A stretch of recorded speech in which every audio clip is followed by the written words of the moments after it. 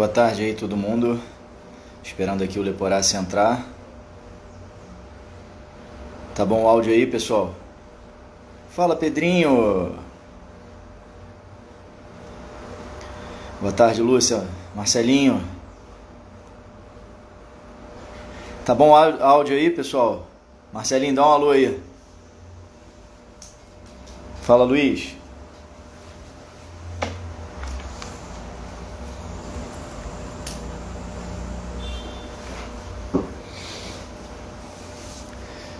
Beleza.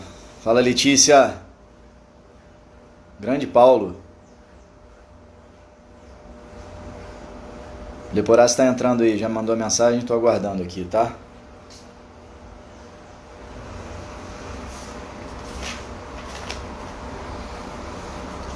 Boa tarde, mestre.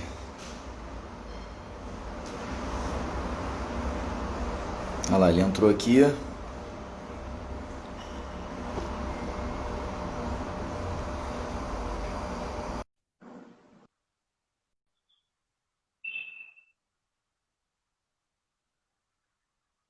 Tá conectando, vambora. Grande mestre. Fala, garoto. E aí, Denis? Tudo Tudo bem, bem? Leporace? Tudo ótimo, cara. Beleza? Eu não tô te ouvindo ainda, gente. Só ver se é o meu. Fala aí. Tá me ouvindo? Tô te ouvindo, agora tô. Beleza, o pessoal tá conseguindo ouvir aí tranquilo? Todo mundo vendo o Denis, boa? Fala, Pra mim tá Lelê. ok. Vamos entrando aí, pessoal. Só para quem já tá online aí, pra gente falar mais ou menos como é que vai ser a dinâmica. Eu tô fazendo com o Leporace através da biocinética, né, Leporace? Meu pai está online, vai participar aí mandando as mensagens. Ele está no Instagram da Isabela. Daqui a pouco ele vai dar outro alô aí, já participou. Enfim, aí a gente... É impossível a gente fazer uma live com 3 pessoas, né? Então, meu pai, como está na casa dele, ele é grupo de risco, né? Tem que respeitar essa quarentena. Então, não posso fazer junto com ele. Fica para uma próxima oportunidade todo mundo junto. Vamos, a gente marca com mais calma um evento maior. A gente marca pelo Zoom, distribui o link aqui pro pessoal e a gente faz um bate-papo até maior, mais tempo. Isso aí eu tô à disposição. Show. Ótima ideia. Uma honra receber você, estar com você aí, bater um papo, Leporace, porque todos nós, tanto eu como meu pai, né, a equipe toda te admira bastante, sabe, do conhecimento que você tem, toda a parte técnica aí nesse segmento aí da biomecânica da corrida, movimento humano, sabe que você tem assim, um embasamento todo voltado, né, para parte científica, enfim. Tudo que você fala é baseado em evidência, então a gente está muito feliz aí em ter você aí para conversar com a gente hoje. Olá, pessoal. Obrigado, Denis. Eu que agradeço o convite da equipe Pulga, seu, teu pai. Cara, para mim é uma honra. Vocês são uma baita referência hoje. Prescrição de treinamento, controle de carga. Vendo tanta gente bacana aí, Marcelinho mandando um alô. Fala, Marcelinho. Outro baita treinador. Cara, para mim é um prazer falar um pouquinho com vocês, conversar um pouquinho. Eu diria que muito além da ciência somente propriamente dita, a gente entender quando que a gente aplica cada um dos achados científicos. E eu sempre fico brincando, a gente nessa era de Covid, né, ô Denis? As pessoas estão descobrindo, pessoas que não são cientistas estão descobrindo que é possível você criar evidência científica para qualquer coisa que você quiser. E a grande diferença é você entender o que é uma evidência científica de alto realmente nível e como que a gente aplica isso para cada um dos corredores. Porque não adianta você ser bom e entender como é que um grupo funciona. Na verdade, no dia a dia, quando você está lá no teu treinamento, você quer entender qual é a especificidade de cada um dos teus clientes. Talvez isso seja bacana do que a gente tem desenvolvido ao longo dos anos. Perfeito. Até porque, como você falou, essa questão da individualidade é um dos princípios, né, básicos, né, da educação física, a individualidade biológica, né? Então, a gente usa, às vezes, a ciência que, enfim, ela está aí para isso, mas ela pega um grupo, né? A gente tem, assim, os artigos científicos que pegam grupos de pesquisa, só que, na verdade, a gente tem sempre que sempre respeitar a individualidade biológica, né? Cada indivíduo é um indivíduo. Então, acho que em alguns temas que são um pouco polêmicos, né? Entre mitos e verdades, eu acho que você vai desvendar algumas coisas aí pra gente e vai ser super proveitoso esse bate-papo aí. Vamos embora. Apresenta aí a biocinética, Leporassi. Como é que é o trabalho de vocês lá? Bom, a biocinética é um laboratório de análise de movimento 3D. O nosso objetivo é criar um mapeamento funcional do movimento das pessoas, não só para corrida, a gente atende pessoas que praticam diferentes modalidades esportivas e pessoas que não praticam esportes, com a proposta de identificar quais são as principais articulações que estão em sobrecarga. E a gente vai discutir isso hoje, né, Denis? O que é o movimento? Existe movimento certo, movimento errado? Mas, na verdade, muito além disso, é a gente entender quais são as articulações que estão em sobrecarga e entender se o nosso corpo está preparado para aquela demanda. Se os músculos estão bem preparados para aquele padrão de movimento que cada pessoa apresenta. E a partir daí, quando você identifica o movimento de cada pessoa de forma individual, você consegue intervir, seja até fazendo treinamento de reeducação de movimento com educativos, seja fazendo treinamento neuromuscular e também contribuindo com vocês que estão lá no dia a dia prescrevendo treinamento para entender se aquele praticante esportivo de algum esporte na corrida, no nosso caso, ele está num risco alto de se lesionar ou num risco baixo, o que vai dar para vocês uma peça do quebra-cabeça a mais, e não a única, como as pessoas gostam de dizer, uma peça a mais para saber, posso aumentar volume, posso aumentar a intensidade de uma forma segura, porque esse cara está com o corpo preparado para aquilo? Entendi. Então, a primeira pergunta, normalmente, que seus pacientes te fazem lá na clínica, isso daí eu vou falar porque eu já ouvi você passando em outras lives, em outros depoimentos. Existe forma certa de se correr? Existe a corrida perfeita? Porque a gente vê muito hoje, a gente recebe muito hoje essa demanda, né? Essas questões. Os alunos perguntam para a gente, não, mas eu estou correndo certo? Corre do meu lado para ver se eu estou fazendo os movimentos direito. Então, o que você tem para dizer sobre isso, Leporassi? Denis, a gente está entrando na era dos dados, né? Cada vez mais na era da tecnologia, né, cara? O acesso à informação hoje, ela é muito fácil. Sim. Se você escrever corrida perfeita no Google hoje, você vai encontrar diversas informações, não só de formas, mas pessoas vendendo isso. Isso se aplica a tudo, né, cara? As pessoas vendem tudo. É impressionante. A Covid começou, sei lá, tem 3, 4 meses. E eu recebi ontem um post impulsionado de pessoas vendendo um curso sobre Covid. Falei, caraca! Então, assim, é comum a gente tentar dar respostas, porque é um anseio nosso querer, sempre quando a gente faz uma pergunta, ter uma resposta objetiva. Só que, infelizmente, não existe uma forma certa de correr. Não existe também uma forma errada. Não existe uma forma melhor, não existe uma forma pior. Apesar de tanta informação que existe hoje, seja informações de pessoas de todos os cientistas, de pessoas da prática, de pessoas que simplesmente querem dar uma bicada porque acham alguma coisa, mas a verdade é que é possível você correr de diferentes formas, tendo uma alta performance e com baixo risco de lesão. E eu digo isso categoricamente, não só pelo que a gente tem de evidência científica, mas observando o dia a dia da corrida. A gente aqui no Rio de Janeiro, né, cara? Você vai aqui na praia, você vai na lagoa, você vai na Vista Chinesa. Cara, assim, para cada lado que você olha, parece que você tem perfis diferentes de corrida, pessoas correndo diferente.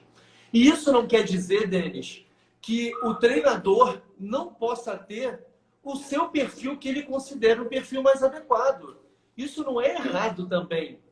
E eu sempre fico brincando que você quer que eu mostre aquele vídeo logo para a gente começar logo com Vamos isso? embora. Esse vídeo é demais. Esse Eu pessoal gosto de já, brincar. já viu. Vai lá, explica aí. Todas as vezes que as pessoas me perguntam sobre padrão de corrida perfeito, eu gosto de mostrar esse vídeo aqui. Eu não lembro, é do Kipchoge eu não lembro outro, se alguém lembrar o nome dele, me avisa. Não é o Mofara? Eu acho que é o É, Mofara, tenho certeza.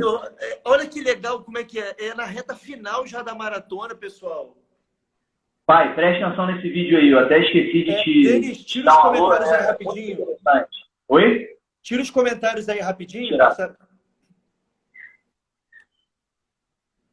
Eu quero, pessoal, quando o Denis daqui a pouco vai tirar os comentários, dá uma olhada aí, pessoal, agora no tipo de contato inicial de cada um dos dois corredores. São os dois corredores do pelotão da frente. Dá uma olhadinha como eles encostam no solo. Olha o da frente, ele encosta com o médio pé, com o pé plano, né? Com o pé chapado, que a gente fala, né? O pé inteiro. E o de trás, ele encosta mais com o calcanhar. Isso a gente está falando de dois atletas de elite, atletas de ponta. Os caras que correm para 2 horas e baixíssimo, né? Então, assim, é muito difícil você falar que esses dois Não caras... vou para, não. Meu pai vai colocar aí, não sei se é o Kimeto, pai. Fala aí, quem... Ativa os comentários aí já, Denis. Ativei aqui. Então, mas, assim, enfim, a diferença dessa... Isso daí é impressionante, né? Vocês conseguiram ver, pessoal, como é que, assim, são duas formas muito diferentes de correr, sendo que são dois atletas de altíssimo rendimento.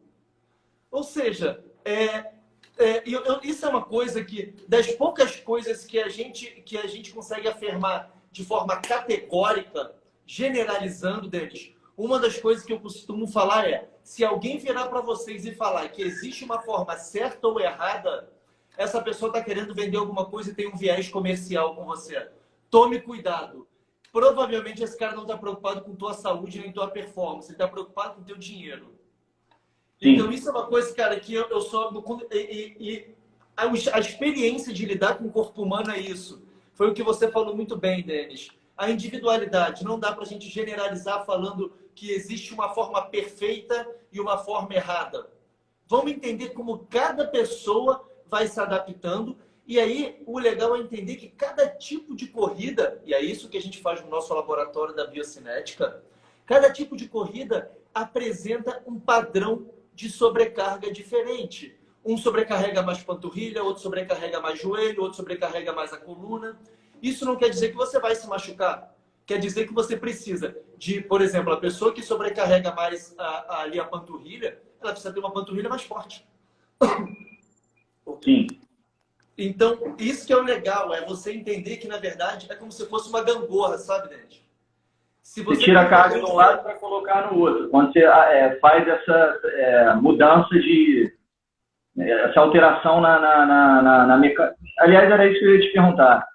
Em que momento você acha que é aconselhável você mexer no padrão de corrida, de movimento, né, de uma pessoa? Quando ela está sentindo alguma dor, quando ela está no limite da dor, ou, enfim, de forma preventiva? Essa tua pergunta é muito boa, é uma pergunta que eu ouço praticamente todos os dias. Ainda existe um mito, Denis, que o exame biocinético, né, a avaliação biomecânica, a avaliação biocinética, ela serve para ver se você está correndo certo ou errado e vendo formas de modificar a sua corrida ou seu movimento. Isso não é verdade. A gente não faz avaliação biocinética pensando em mudar o movimento. Hoje a gente tem mais de 3.000 casos na biocinética, 3.000 avaliações. Eu diria que eu sugeri mudanças na mecânica de movimento em menos de 10 a 15%. Por quê? Porque é muito difícil mudar a mecânica das pessoas. É muito difícil, não é uma coisa assim, vou mudar a mecânica. Eu adoro quando as pessoas falam isso, porque eu viro e falo, já vi que você é um ótimo teórico e está lá dentro do seu laboratório. Você não é um cara que já foi para a prática e vê que tudo que você fez lá na sua esteirinha, com ar-condicionado, o cara correndo só 5 ou 10 quilômetros dentro, olhando uma televisão, quando esse cara está no quilômetro 30 da maratona... Vai funcionar. Que, meu irmão, já tá, ó... ele não quer ter, ele já está entrando em fadiga psicológica, a cabeça já vai cansando. Você quer ir, cara, e você está muito mais preocupado em dosar teu esforço. Se você ainda tiver que se preocupar com mecânica do movimento, aí tua fadiga piora. Então, assim, eu sou uma pessoa que eu modifico mecânica da corrida quando o corredor é iniciante e ele apresenta uma cadência muito baixa. A gente vai falar disso daqui a pouco, né? Sim. Uhum. Só para rapidamente pontuar, a cadência é o número de passos que você faz por minuto, pessoal. Todos esses relógios, esses aplicativos, eles dão para vocês essa cadência. Quando a cadência está muito baixa, em geral abaixo de 170, e a pessoa tem menos de 1 ano de corrida, eu mudo preventivamente. Nem sempre, mas quando a pessoa não tem experiência em outros esportes, quando é bem sedentário e está começando, porque aí é um corpo que ele é mais plástico para a gente fazer educativos. Sim. Quando a pessoa ela é média experiente, entre 1 a 3 anos já de corrida, cara, eu mudo pouco. Eu mudo quando a pessoa está com lesões seguidas e o reajuste de periodização e o treinamento neuromuscular não está funcionando.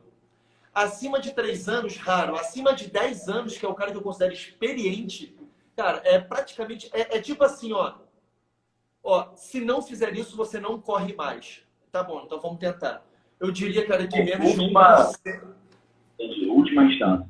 Inclusive, cara, ou é isso ou cirurgia. Aí tu fala, beleza. Entendi. A Lúcia, eu acho que está aqui. Bom, no início ela apareceu ali, ela fez um trabalho sensacional com vocês, né? Ela conseguiu resultados bem interessantes com vocês. Foi o caso de que ela estava com lesões, né, consecutivas, não é isso? Exatamente. Até se a Lúcia quiser dar um depoimento aí, enfim, se ela tiver ainda, seria legal. Pode falar à vontade. Assim, a grande questão do retreinamento, pessoal, não é exatamente, não é errado nem certo. É você escolher a pessoa certa para aquilo e você fazer da forma correta. Então, assim, e aí, Lúcia, o grande ponto é esse. Você querer mudar muitas vezes o tipo de pisada, se é uma pisada pronada ou supinada, ou se você quer mudar um padrão, se você pisa com retropé, com médio pé, tudo isso é possível. Cara, o corpo ele é maravilhoso. Agora, o grande ponto é você escolher a pessoa certa. Então, a Lúcia está falando entre escolher entre isso, assim, entre a cirurgia e isso. Tem casos que é isso, a gente não quer mexer. Aí a Letícia comentou aqui, muitas vezes, a gente tem que ativar a musculatura primeiro. Sim. Eu vou reativar a musculatura e aí quando eu consigo manter um padrão de corrida que a pessoa já está habituado e eu identifico, eu preciso que ela ative mais glúteo, eu preciso que ela ative mais quadríceps, mais panturrilha. O que eu preciso que ela ative? Quando eu consigo isso com treinamento neuromuscular, eu tendo a manter a mecânica de corrida do meu corredor. Quando eu vejo que isso não está dando certo e aí você tem que aplicar uma coisa mais assim, uma segunda camada, que seria o retreinamento, aí, cara, veio um problema. Que foi assim, a gente conversou com a Lúcia, a gente conversou com vocês, que para você fazer um retreinamento de corrida de forma segura, você tem que baixar muito o volume e intensidade do treino. E é difícil você conseguir convencer um corredor que ele vai ter que correr 50% a menos do que ele está correndo normalmente. Então, ainda mais aquele que está com alguma prova, com algum objetivo em mente, ele vai ter que abrir mão daquilo. E realmente é difícil. Exatamente. Então, assim, eu tento de tudo para que a gente não faça, como a Lúcia falou. A gente, cara, primeiro tenta não mexer na mecânica na maioria das vezes. Quando a pessoa não mexe na mecânica, quando a pessoa o fortalecimento individualizado não funciona, aí a gente tenta uma outra alternativa. Só que aí envolve muita coisa, sabe, deles. Tem que ter uns caras como vocês, sabe, uma equipe assim, ligar para você, para o teu pai, e falar, pessoal, infelizmente, vamos precisar de uma intervenção um pouco mais rígida. E isso vai demandar um controle de volume e intensidade. E aí vocês têm que comprar esse meu projeto. O corredor tem que comprar o meu projeto, porque ele não pode falar para mim que está correndo pouco e vocês estão prescrevendo a planilha dele para ele correr menos, só que ele vai lá e sempre no finalzinho ele corre 2, 3 a mais.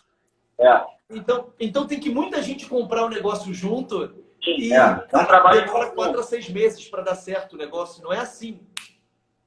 de uma hora para outra. Tem que ter muita paciência. Meu pai está falando aqui que a Lúcia dava muita pancada no chão, né? Dava para ouvir. Realmente a Lúcia tinha uma pisada muito pesada, né? E aí depois do trabalho que você demorou muito isso. Eu não sei se você vai entrar nisso agora, ô Denis, que é como é que a gente olha essa mecânica. E aí a questão não é só a porrada muito forte que ela dava, essa pancada que o Márcio falou. A gente entendeu por que ela está dando essa pancada, porque a gente vai ter que escolher qual a variável que a gente vai mexer da corrida dela para reduzir. E aí que é o grande pulo do gato, cara. É você entender aonde que eu vou mexer, porque eu tenho que mexer o mínimo possível. Porque você vai tirar a carga de uma região e jogar em outra, né? Então existe um risco também de sobrecarregar uma outra musculatura, né? Uma outra região que pode, enfim, você pode transferir o problema. Cara, e é isso que eu vejo, eu diria que isso que eu vejo no meu dia a dia, tá, Denis? Quando eu chego no laboratório lá e eu vou conversar com o corredor, a gente faz uma anamnese inicial, eu começo a conversar, bater um papo. Muitas histórias se repetem de que, não, eu li na internet, num blog, que correr dessa forma era a forma que gastava menos energia. E aí eu decidi, eu li que era melhor para o joelho correr dessa forma. Aí o que acontece? A pessoa muda a mecânica de corrida dela, aí beleza, às vezes a dor no joelho de fato diminui. Só que aí começa a ter dor na panturrilha. Aí começa a ter dor no pé. Aí, cara, você entra num contínuo de lesão que depois é muito difícil você, cara, fazer uma abordagem quando a pessoa chega e fala, já machuquei o joelho, tornozelo, quadril, lombar. Aí tu fala, calma, vamos entender da onde que é a origem disso tudo para a gente prescrever a melhor forma de intervenção. Sim, entendi. A gente, dando sequência a esse assunto, a gente podia falar sobre a questão da cadência. Que, como você falou, a cadência nada mais é do que a frequência de passada, né? O número de passos que você dá por minuto, e hoje em dia, pelo relógio, você consegue, pelos aplicativos, você consegue ter esse número. Então, existe um númerozinho mágico, né? Você me corrige se eu estiver errado, mas existe um número mágico, 180 passos por minuto, que seria o número perfeito. A cadência perfeita seria dentro mais ou menos desse número. Bom, até onde eu sei, mais uma vez, corrija se eu estiver errado, esse número foi estudado pelo treinador, o Jack Daniels, né, que é um treinador bem famoso, lendário lá nos Estados Unidos, nas Olimpíadas. Daniels Fórmula. É isso aí. Tem um livro bem famoso. O cara matematizou a corrida, na verdade, né? Tudo ele transformou em números. Então, ele fez uma pesquisa lá nas Olimpíadas de 84 para ver os corredores, eu não sei se de 10 mil, se de maratona, se todos os corredores de fundo, qual era a cadência deles. E aí dava, a média deu mais ou menos nessa faixa de 180 passos por minuto. Só que a gente está falando de atleta de ponta, né? Atleta de elite, atleta olímpico. Então, chegou-se a esse número. A gente sabe que uma cadência menor, ou seja, um número de passos menor por minuto, você pode ter um risco maior de lesões, né? O passo fica mais longo, você entra com calcanhar, enfim. Eu queria que você falasse um pouco sobre o que é verdade, o que é mito nessa história toda da cadência. Denis, você foi preciso. A cadência ela tem essa formulazinha e as nossas pesquisas científicas elas ficam dentro disso. Pessoas que correm com uma velocidade mais alta estão próximas a 180, mas assim, 170 é o chão e o 180 o solo. Então, você fica ali variando entre 180, é uma faixa meio que geral de corredores. O que é importante todo mundo entender? A gente costuma falar que velocidade da corrida é espaço sobre tempo, em termos físicos, já voltando lá para o colégio. Quando a gente pensa em prescrição de treinamento em corrida, velocidade de corrida é o produto entre cadência, que é o número de passos, e o comprimento do passo, que é o tamanho da sua passada. Isso, quando você junta a cadência e o comprimento do passo, você tem a velocidade. O que significa isso? Quando você tem uma cadência muito alta, quer dizer que o seu comprimento do passo é muito pequenininho. Agora, quando você tem uma cadência muito baixa, ou seja, você tem uma cadência abaixo de 170 passos por minuto, isso quer dizer que você corre saltando mais. E aí, o contato com o solo é mais... o tempo de contato com o solo é maior, né? Exatamente. E aí você muda muitas variáveis, gente. Quando você reduz sua cadência e aumenta o comprimento do passo, faz aquela passada mais saltada. Eu trouxe um caso aqui atrás para mostrar para vocês daqui a pouco. O que é legal? Quando você faz isso, você precisa de um comprimento do passo maior, você aumenta o seu deslocamento vertical, então se torna aquela pessoa que corre mais correndo verticalizando, corre saltando para cima também. E aí você também, como você aumenta muito a força que você tem que fazer para absorver, porque você aumentou a distância, você fica muito tempo em contato com o solo. E isso você tem de cada vez a perder um pouco de eficiência na tua corrida. Então, o que acontece? Nessa cadência muito baixa, como você gera muita força para dentro do seu corpo, impacto e outras forças, você precisa de muito mais da tua musculatura. Muito mais. Então, você precisa muito mais de panturrilha. A panturrilha, Denis, as pessoas acham que a musculatura da coxa é a mais importante na corrida. O músculo mais importante para a corrida é a panturrilha. Ela gera mais de 60% da nossa força de propulsão. Principalmente solear, né? Principalmente o solear, que é o músculo de dentro da panturrilha. E eu sempre fico perguntando, corredores que estão aqui nos assistindo, para aqueles... Quem faz... Eu queria que vocês respondessem. Quem faz alguma forma de fortalecimento? Eu acredito que vocês, sendo a equipe aqui do Pulga, cara, vocês e tendo os treinos que eles estão dando toda semana, cara, todo dia... eu tenho certeza que está todo mundo, pelo menos agora, fazendo, e espero que isso vire uma rotina. Mas quantos costumam fazer treinamento neuromuscular de fortalecimento? E depois, quantos exercícios vocês fazem para a panturrilha? Eu diria que fazem no máximo 2, se fizer. Só que aí quando você pega para a musculatura de coxa, faz cadeira extensora, agachamento, passada. Eu achei só um adendo aí dentro desse assunto. Eu vi um vídeo seu que eu estou implementando nos nossos treinamentos de força para o nosso grupo, falando sobre um exercício específico para a panturrilha, que normalmente a gente faz aquele exercício que fica na ponta do pé, todo reto, né, com o tronco reto, só que, na verdade, a postura na corrida é inclinada, né? Você joga... Você fez essa demonstração... Oi? Eu estou pegando o vídeo aqui para ilustrar o que você está falando. Pois é. Então, eu estou implementando isso para o nosso grupo justamente por conta dessa orientação e dessa explicação que você deu. Deixa eu ver se eu... Então, quando você acha aí... Acho que eu achei. Achou? Tá lá.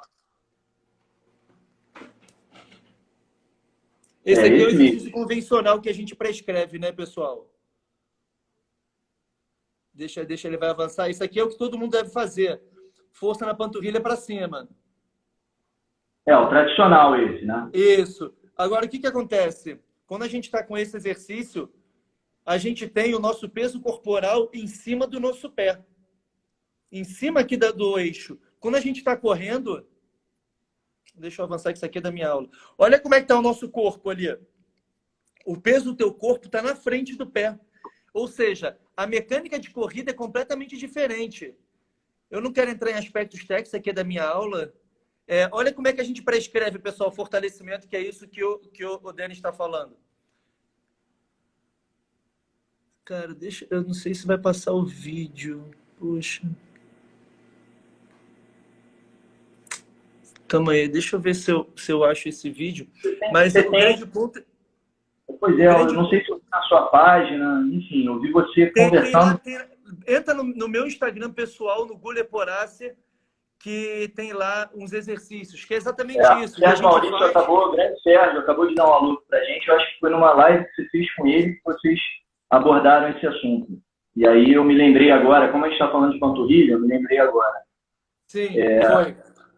E isso é muito legal, cara, porque não é só fazer o treinamento. E eu sempre, as pessoas, outro dia vieram comentar comigo, cara. Porque, porra, também o corredor não gosta de fazer musculação. Eu falei, cara, não, pensamento errado. Pensamento muito errado. Porque eu tenho certeza que se você faz um negócio que é altamente eficiente para o corredor e ele vê resultado, ele pode achar um saco, mas ele vai fazer. O problema é que a maioria dos treinamentos que a gente faz, eles são ineficientes. O cara fica 1 hora na academia fazendo um monte de coisa que ele não vê nada que vai ser útil e ele tá certo. Ele tá certo, cara. Agora, eu sempre fico brincando que é muito fácil jogar a culpa pro outro. Porque isso é uma coisa, Denis, que a gente já tem cultura de fazer um tudão, né? Vem da época de academia, da estética, que você tinha que fortalecer os músculos grandes e depois os pequenos. Fortalece mais os músculos grandes, mais exercício para os músculos grandes e menos para os pequenos. Pessoal, a gente passou dessa fase.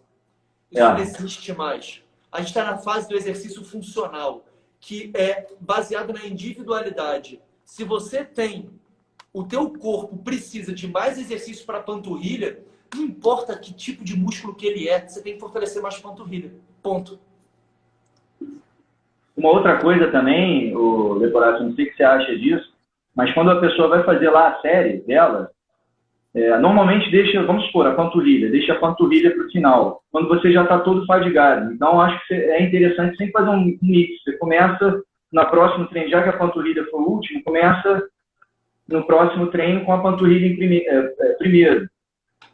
Denis, sabe como é que eu normalmente hoje eu tenho feito, cara, meus treinamentos para os meus atletas? Quando eu faço a minha avaliação, eu vou mostrar para vocês 2 casos que eu trouxe de pacientes com lesão na panturrilha. E 2 casos assim, que eles chegaram... É engraçado, porque foram... Parece aquelas coisas de Lady Murphy. Eles vieram em 2 dias seguidos, com a mesma lesão, o discurso é o mesmo. Os garotos lá da clínica acharam que eu estava treinando, eu estava meio que testando eles, porque a anamnese foi igual. Só que completamente diferente os casos. Como é que eu faço a minha prescrição?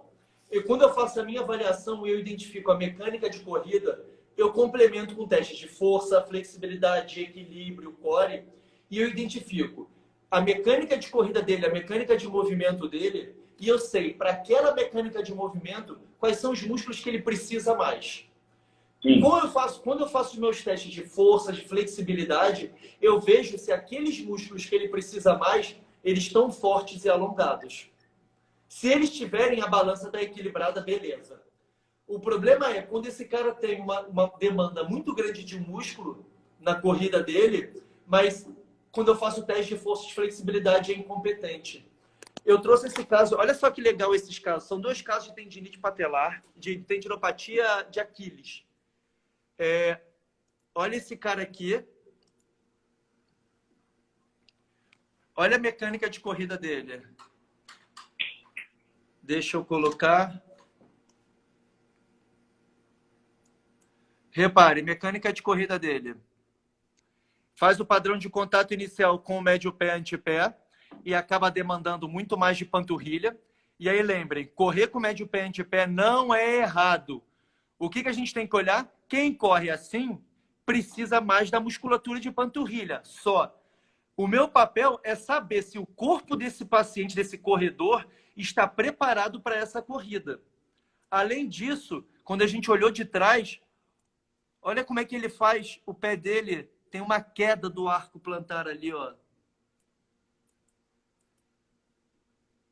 Aí. Eu vou parar o vídeo na hora ali para o pessoal ver. Agora, pessoal... Opa, calma aí que eu fiz besteira.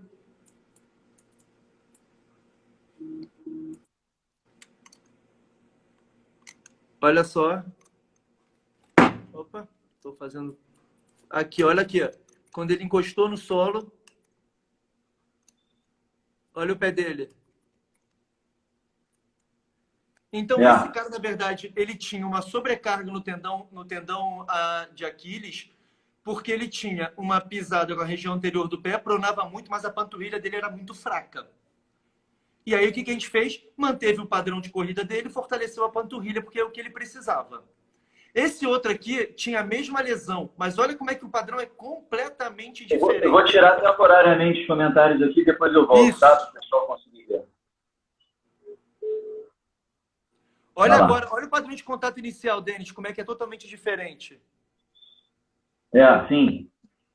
Esse cara tem o que a gente chama de overstriding, que é o comprimento do passo excessivo, a cadência baixa. Olha como é que ele salta, cara.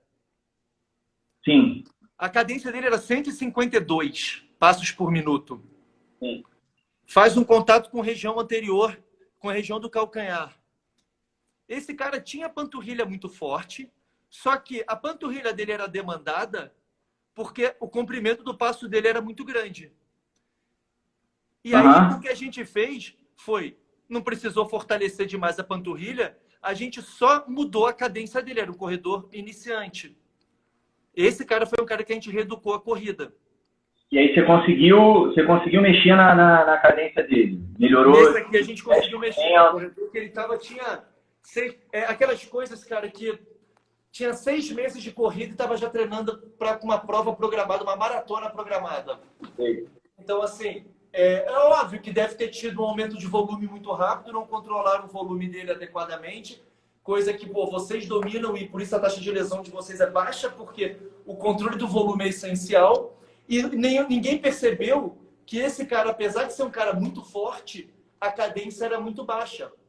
Sim. Com o volume de treino com aumento muito grande, não teve jeito. Aí o cara não estava conseguindo correr. 2 corredores com tendinopatia, com dor no tendão de Aquiles, com a mesma queixa, só que com padrões de corrida completamente diferentes. E a gente fez intervenções completamente diferentes e zeramos os dois. Então, mais uma prova para aquela tua pergunta lá do começo, se existe uma forma certa ou errada. Né? Eu tive um caso, na verdade, foi um aluno que era paciente do Asmar. Ele estava vindo de uma série de lesões, edema ósseo, fratura por espécie. Teve uma série de 3 ou 4 lesões. Ele tinha a cadência, o Asmar me passou, tem que fazer um trabalho muito de reeducar a mecânica dele, porque ele tem a cadência muito baixa. A cadência dele, a média era 157. Só que assim, vamos fazer um teste, fazendo os educativos, vamos ver como é que, porque depende também muito da disciplina e da força de vontade daquela pessoa, né? Se aquela pessoa vai se concentrar ali, tentar mudar o padrão de movimento dela e tudo. Então, fiquei uns 2, 3 meses com ele, fazendo só educativo. Cara, é um trabalho extremamente desgastante. Só educativo. Tentando diminuir a passagem, mudar o padrão, tudo. E naquela de tomar cuidado para não... com medo dele sentir aquilo que a gente falou. Vai tirar a carga daqui para jogar ali. O que vai acontecer, entendeu? Mas deu um resultado bom. No final, e usava metrônomo direto. Falava para ele, quando ele estava sozinho. O metrônomo, para quem não sabe, você coloca lá aquele barulhinho, né? Então, vamos supor que o cara tem 157 passos, a cadência dele é 157 passos por minuto. Você quer aumentar, vamos supor, 3%. Você não vai chegar e já colocar para 180, que obviamente vai dar algum problema, mas você tem que fazer um trabalho bem devagarzinho. Então, vamos tentar para 160. Aí você vai colocar lá o aplicativo, joga lá, metrônomo, tem um monte. Que, na verdade, eu acho que ele é para música, né? Mas você pode adaptar. Você pode adaptar. E fica aquele negócio no seu ouvido. 160 vezes por minuto. Você escolhe o número. Então, cada é um passo. Então, o cara fica lá ouvindo. E o cara fazia extremamente concentrado. Então, nesse trabalho de 2 a 3 meses, com educativo, com metrônomo, com muita força de vontade dele, o mérito é todo dele, a gente conseguiu chegar aí a 170. E ele já tinha um histórico de corrida, enfim, tinha maratona para 1,35, se não me engano, ele corria bem. Só que ele entrou numa, cara, não quero mais machucar, não aguento mais machucar, isso que eu preciso fazer para parar de machucar, esquece performance, esquece tudo. Então, é um caso, assim, que deu certo, mas é muito difícil, né? É muito difícil. Não sei, é o que você falou, eu não sei daqui a um ano como é que vai ser. Ele não vai ficar correndo com o metrônomo pro resto da vida e não vai ficar fazendo aqueles exercícios educativos, que é até um assunto que eu ia abordar também com você. Ele não vai ficar fazendo isso pro resto da vida. Porque hoje a gente está num período de quarentena, então a gente acaba que não só a gente, na nossa equipe, mas outras equipes, outras assessorias estão dando muito educativo, porque é fácil de fazer em casa, né? Então você não tem muita alternativa. Só que tem muita gente que acha que você fazer o educativo uma vez por semana, você já vai estar tendo um ganho ali em relação à mudança na sua mecânica e, consequentemente, você vai se tornar mais eficiente ou mais econômico. Só que, assim, o educativo você tem que fazer constantemente, 3, 4, 5 vezes por semana. Claro que isso vai variar de pessoa para pessoa, como é que ela vai absorver aquilo. Mas se eu fazer uma vez por semana, uma vez de 15 em 15 dias, é uma coisa que não é ruim, mas, assim, é mais lúdico, né? Porque não vai realmente representar um acréscimo tão grande na mecânica daquela pessoa. É isso, cara. Assim, eu sempre falo que as pessoas elas tendem a banalizar as coisas. Não, porque um artigo, até assim, ó, aproveitando que, porque eu e o Asmar a gente discute muito isso, as pessoas pegam um artigo isolado e elas querem a solução do mundo. Por isso que o artigo até que o Asmar está perguntando aqui, tem um artigo que falou isso, o que vocês acham? Porque não adianta isso aí, Asmar. Não adianta querer pegar uma coisa só e aplicar 100%. A gente tem que discutir, a gente tem que entrar e cada vez ir mais a fundo. E a Letícia fez um comentário aqui antes, o Denis, que é exatamente isso. Cara, as pessoas mudam ao longo do tempo. Da mesma forma que você precisa fazer um check-up anual cardiológico, eu sempre falo, cara, você fazer um check-up funcional de como é que está o seu movimento, se as demandas de treinamento neuromuscular ainda são as mesmas ao longo do tempo, te dá precisão, sabe, cara? Eu sou um cara um pouco cansado de fazer esse negócio de um tudão, sabe? Que a gente ainda tem, a gente vê muita gente aí fora fazendo. Faz um pouco de tudo, porque alguma coisa vai ser útil para as pessoas.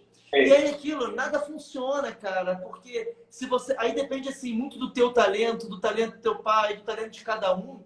Mas nem todo mundo tem esse talento, né, cara, de identificar perfeitamente o que as pessoas precisam. E a gente acaba entrando muito numa assim, eu acho. Quando a pessoa começa a falar eu acho, me dá uma baita preocupação. Eu falei isso na live com a Asmar outro dia, a gente fez uma brincadeira assim, cara, imagina você vai no cardiologista e o cardiologista vira para você que ele acha que teu coração aguenta a corrida. Você não quer que ele ache, cara. Você não quer que ele ache, você quer que ele tenha certeza. Ou que ele te dê uma probabilidade muito grande. Então, assim, é isso. A gente, quando a gente faz uma avaliação, eu consigo ir nisso. É identificar, Denis, qual é o cara que precisa de reeducação, que vai ter maior probabilidade de acerto, de melhora. E mesmo na reeducação, Denis, cara, eu sou que nem você. Eu mudo menos de 10% de cadência. Eu raramente mudo mais do que isso, porque senão a mudança é muito grande. Aí o cara muda muito o gesto motor. Imagina, cara, pega o teu pai que corre há muitos anos, o corpo dele, cara, é ajustadinho, musculatura. Se mudar, vai trazer problema. Aí você vai falar que ele corre errado, vai mudar a forma de correr. Cara, o corpo dele talvez não seja adaptado para outra forma. As musculaturas deles não são treinadas para outra forma. E aí, cara, você vai fazer isso, você vai causar uma lesão. É muito mais provável que você cause uma lesão do que você reduza. Então, respondendo ao Asmar, Gustavão, Xará, eu não lembro desse artigo que fala fratura, a cadência é mais relacionada a mulheres do que em homens a cadência. Cara, eu sempre entro muito num aspecto que homem tem mais chance de se lesionar do que homem se lesiona mais do que mulher na corrida. Só que existem lesões que são mais comuns em mulheres. A fratura por estresse ela tem um componente hormonal muito importante. Hormonal, metabólico muito importante. E mulheres têm uma variação hormonal maior do que homens ao longo do mês. Então, é normal que mulheres tenham em alguns períodos do ciclo menstrual, estejam um pouco mais suscetíveis a alterações ósseas. Mas eu não conheço, Asmar. Depois me manda que eu vou ler, a gente bate um papo sim.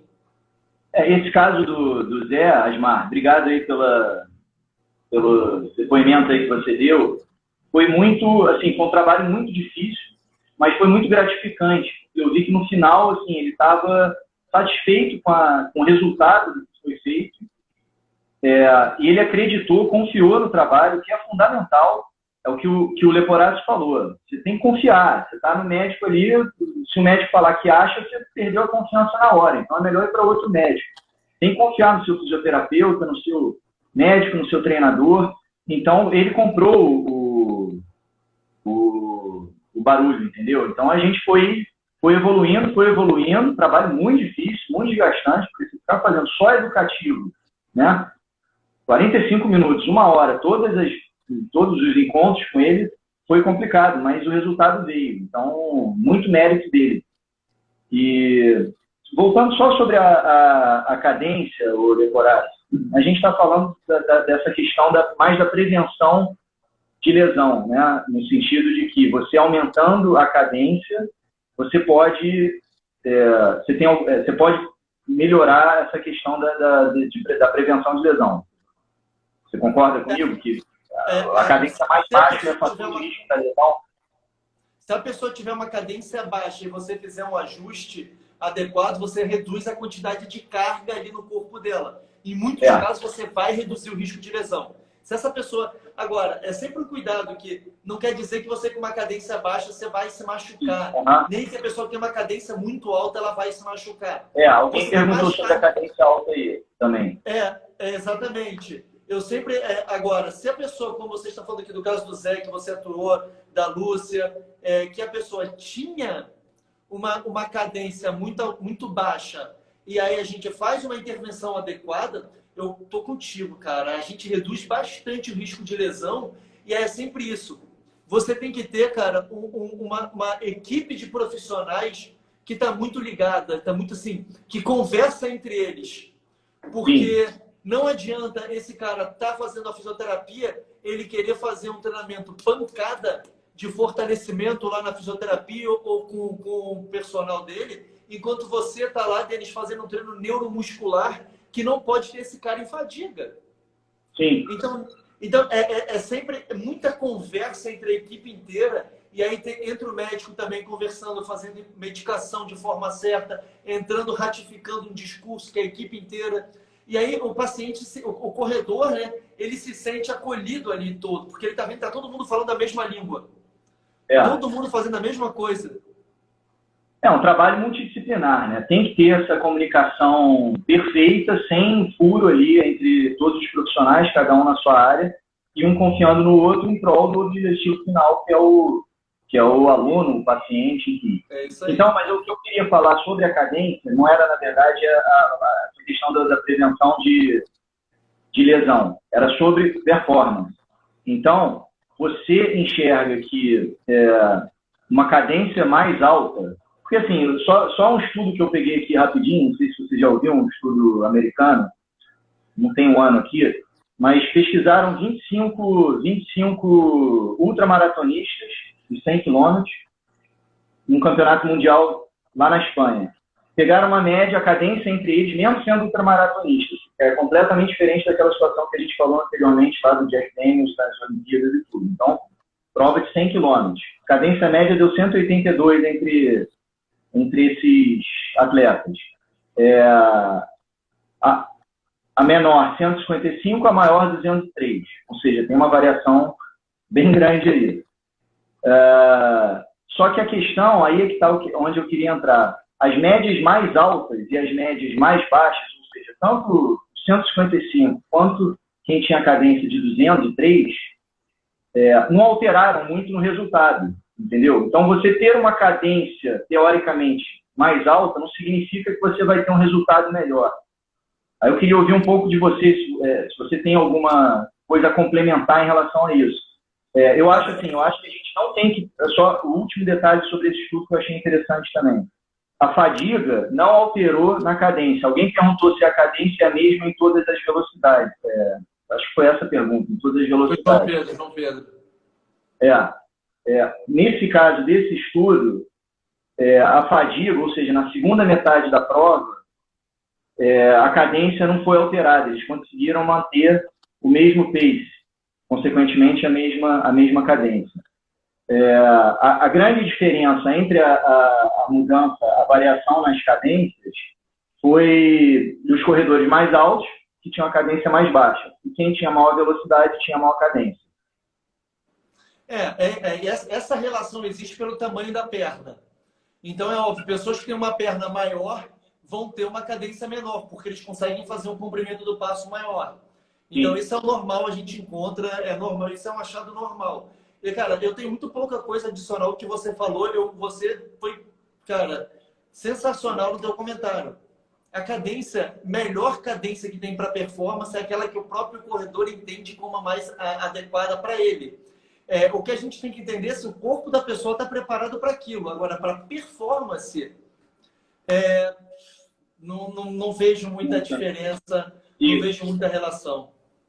Pois é, então, exatamente isso. Pelo que eu tenho estudado, pesquisado, era exatamente nesse aí que eu tinha chegado. Então, mas eu queria ouvir de você se teria alguma informação a complementar sobre isso.